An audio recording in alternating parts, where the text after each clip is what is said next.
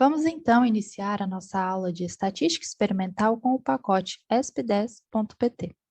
Nesta aula, nós vamos ver como analisar diferentes tipos de experimentos conduzidos sob diferentes delineamentos aqui no ambiente do R. Inicialmente, nós vamos remover dados e variáveis pré-existentes no R, como já fizemos em aulas anteriores, através do comando rmlist igual a ls. Damos Ctrl Enter e os dados foram removidos.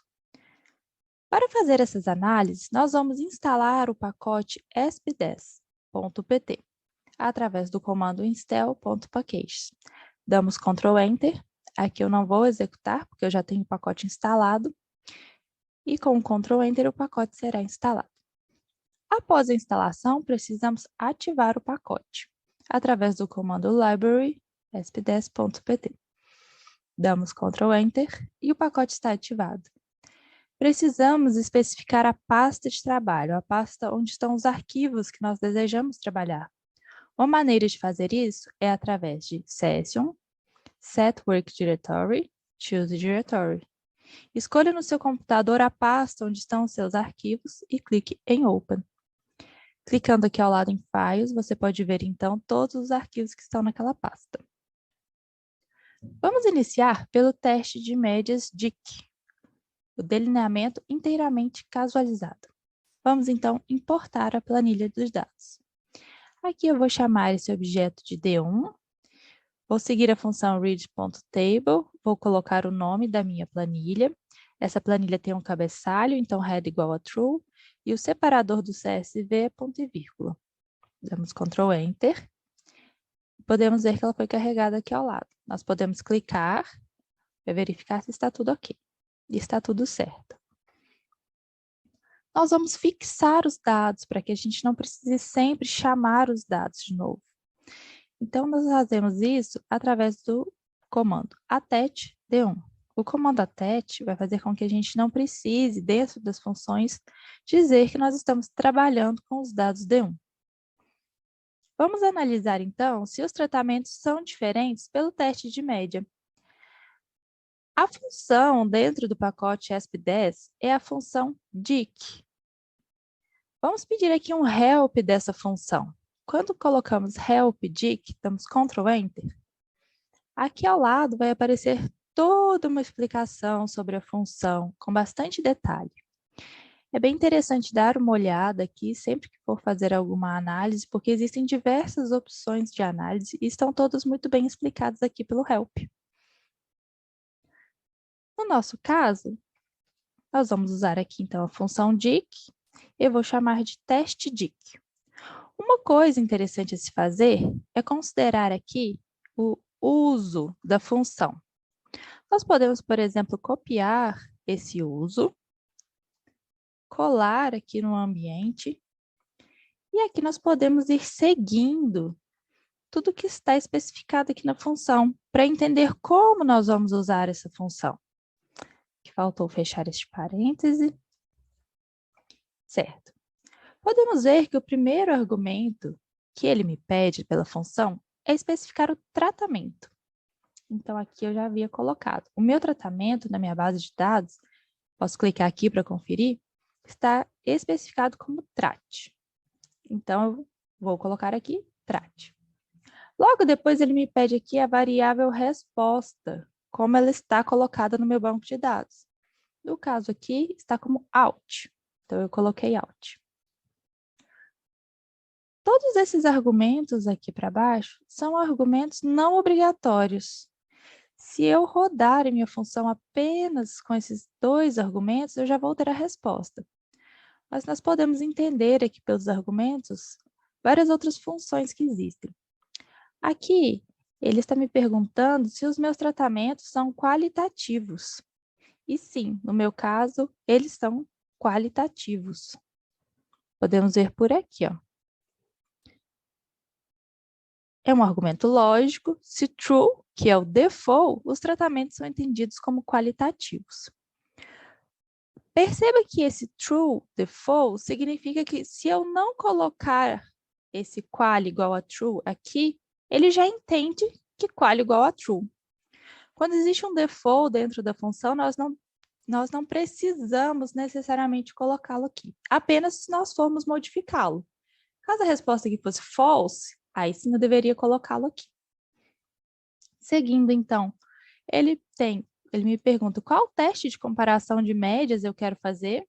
Aqui ele especificou o Tukey, que também é o default, podemos perceber aqui. Mas existem vários outros testes de comparação de média que você pode modificar. NL igual a false, ele nos pergunta, então, se modelos não lineares devem ser ajustados aos fatores quantitativos. O default é false. Qual o teste de homogeneidade de variância nós queremos? Aqui ele colocou Bartley, que é o default. Aqui é a significância a ser adotada pelo teste de comparação múltipla de médias. O default é 5%, que já está aqui. E de maneira análoga, a significância a ser adotada pelo teste F da ANOVA. O default 5%, já está aqui. E esse unfold orienta os desdobramentos após a análise de variância. Se null, que é o default, são feitas as análises recomendadas, as análises pós-variância. Então, podemos perceber que tudo que está nessa parte aqui é exatamente igual ao default. Significa que se eu não colocar toda essa parte, ele entende que eu vou seguir o default. O que é obrigatório é especificar para ele qual é o tratamento e qual é a resposta. Então, aqui nós vamos dar Ctrl Enter. E ele vai rodar aqui a análise de variância. Vamos entender, então, esse quadro de análise de variância. Nós temos aqui um valor que é a probabilidade de ser menor do que o F calculado. Se ele é menor do que a significância, nós usamos aqui a significância de 5%. E sim, nós temos aqui um valor que é bem menor do que 5%, 0,05. Este número aqui, com esse E a menos 0,7, significa que é esse valor vezes 10 elevado a menos 7. Ou seja, é um número muito pequeno, é um número menor que 0,05. E eu posso concluir, então, que os meus tratamentos são diferentes. Ele me dá também aqui um CV, um coeficiente de variação, de 16,35. Lembrando que quanto menor o CV, menor a dispersão dos dados. Temos o teste de normalidade dos resíduos pelo Shapiro-Wilk. Aqui deu um P de 0,79 e ele já coloca aqui a interpretação desse P. De acordo com o teste de Shapiro-Wilk a 5% de significância, os resíduos podem ser considerados normais. Seguindo, nós temos o teste de homogeneidade de variância, com esse valor P de 0,18, e ele também me dá aqui a interpretação desse valor. De acordo com o teste de Bartlett, a 5%, as variantes podem ser consideradas homogêneas. Então, está tudo ok com a minha análise, eu tenho a normalidade dos resíduos e a homogeneidade de variância. Significa que a minha análise está adequada. Eu posso confiar nos resultados. E temos aqui o teste de Tukey. O teste de Tukey me apresentou 3 médias diferentes, A, B e C, significando, então, que os 3 tratamentos foram diferentes entre si. Caso aqui em grupos eu tivesse a mesma letra, A, para todos eles, significaria, então, que as minhas médias, os meus tratamentos não haviam sido diferentes entre si. Aqui, por esta análise, eu vejo que existe diferença entre os tratamentos. E aqui, pelo teste de Tukey, eu vejo onde está a diferença. No caso, todos os tratamentos foram diferentes entre si. Dando continuidade, nós podemos também fazer o teste de médias em um delineamento em blocos casualizados, um DBC. Vamos, então, importar a planilha de dados. Aqui eu vou chamar de D2. E seguindo o exemplo inicial, damos Ctrl Enter no comando e vamos pedir o ATET D2. Podemos clicar aqui para vermos o banco de dados. Podemos ver que existe aqui um tratamento, um bloco e uma variável resposta. Posso fechá-lo aqui, posso fechar aqui também. E de maneira similar ao DIC, aqui nós temos essa função, a função DBC. Podemos pedir o help da função DBC também para ver todos os argumentos dessa função, de maneira similar à função DIC. E de maneira similar, existem alguns argumentos dessa função que são obrigatórios, que são especificar qual é o tratamento, que aqui é trat, especificar qual é o bloco, que no meu arquivo está como bloco, e a minha variável resposta, que está como altura. Vou utilizar todos os argumentos seguintes como o default que já tem no teste. Então, eu não preciso especificá-los aqui. Damos Ctrl Enter. E aqui está a nossa análise. Nós temos aqui, então, pelo quadro de análise de variância, a probabilidade de ser menor do que o F calculado para tratamento, para bloco. O CV aqui foi de 15,96.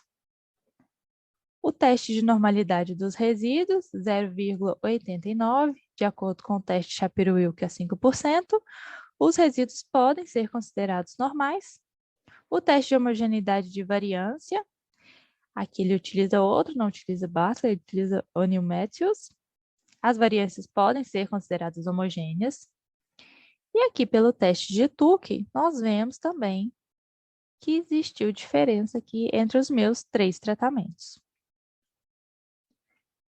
Podemos também fazer o teste de médias para um delineamento em quadrado latino, o delineamento DQL.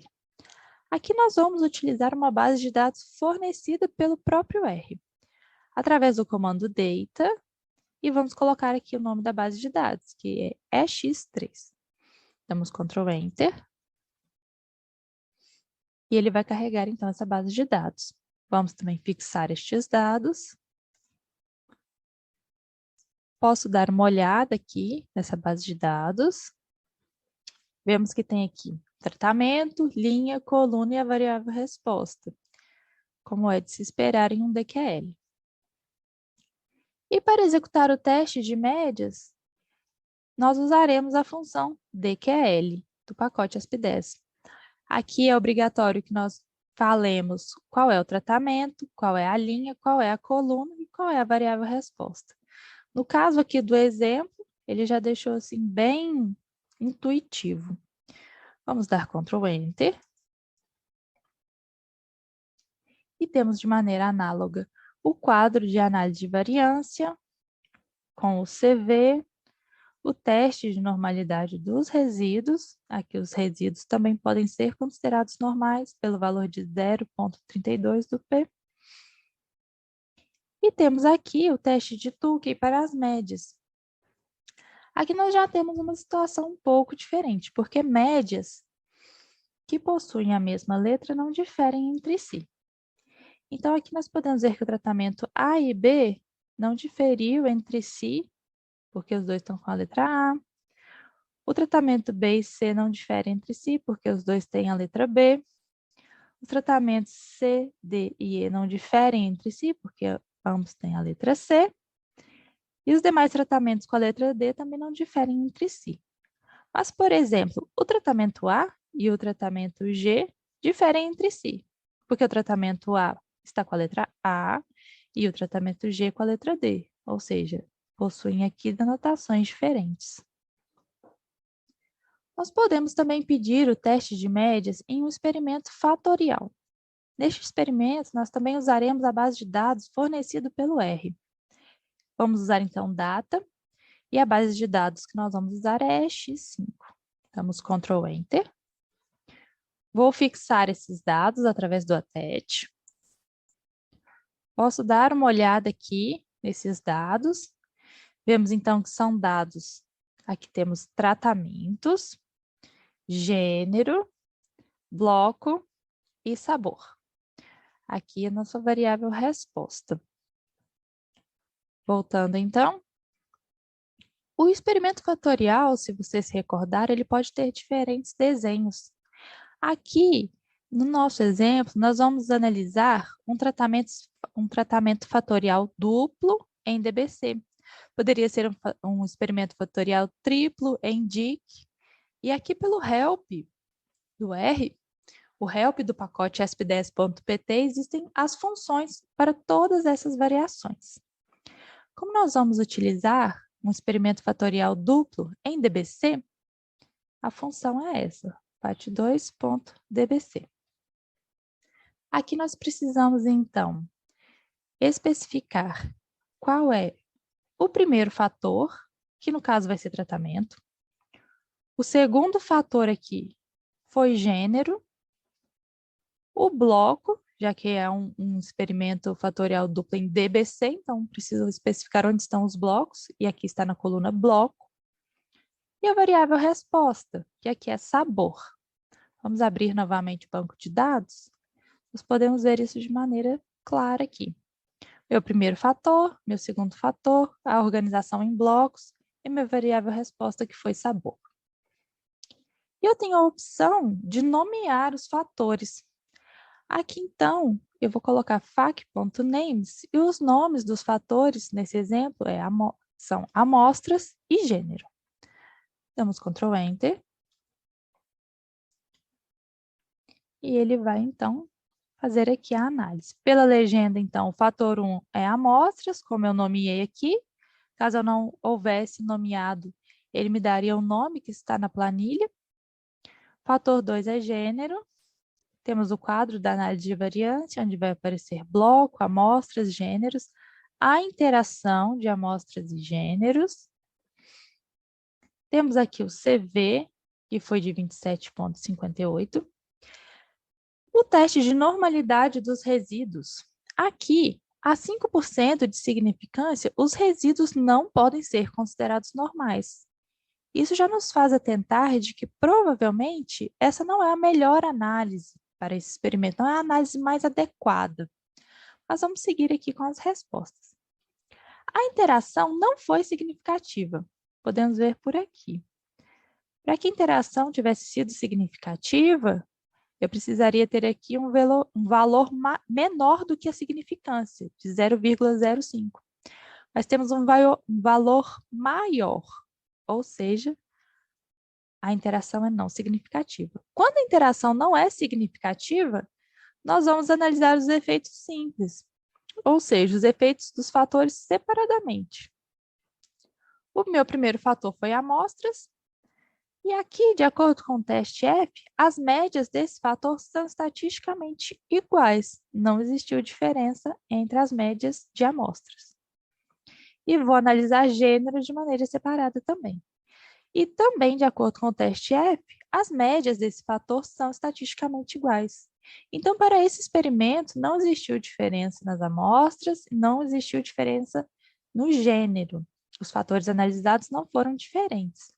Mas precisamos nos atentar de que nós não atingimos aqui a normalidade dos resíduos. Então, nós podemos pensar em buscar talvez uma outra análise. Nas próximas aulas, vamos então aprender outras análises que possam contemplar situações como essas. Eu te aguardo lá.